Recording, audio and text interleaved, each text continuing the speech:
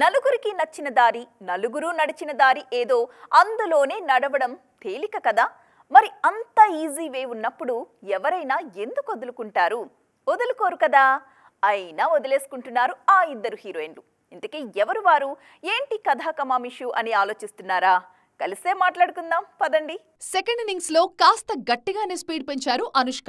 Lady luck అంటూ నవీన్ పోలిశెట్టితో కలిసి success చూశారు. ఆల్రెడీ మలయాళంలో ఒక సినిమాకు కమిట్ అయ్యారు. తెలుగులోనూ క్రిష్ డైరెక్షన్ లో ఒక మూవీ చేస్తున్నారు. ఇన్ని సినిమాలు చేస్తున్నా బాలీవుడ్ సినిమాల వైపు మాత్రం చూడలేదు ఈ బ్యూటీ. అటు త్రిష కూడా ప్రేక్షకులని ఇట్టే ఆకర్షించేస్తున్నారు.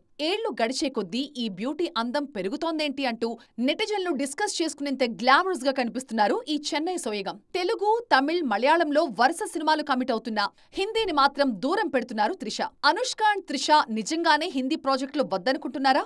లేకుంటే అక్కడి నుంచి వీళ్లకు పిలుపు రావడం లేదా అనే అనుమానాలు కూడా వినిపిస్తున్నాయి. ప్రాజెక్టులన్నీ పాన్ ఇండియా రిలీజుల వైపు పరుగులు తీస్తున్న ఈ టైంలో వారికోస్ వెయిన్స్ వ్యాధికి కేవలం 30 నిమిషాల్లో చికిత్స. కాల్ చేయండి 9989527715. వీళ్ళిద్దరూ కూడా అతి త్వరలోనే నార్త్ ప్రమోషన్స్ కి హాజరు కాక తప్పదు అన్నది క్రిటిక్స్ నుంచి వినిపిస్తున్న మాట.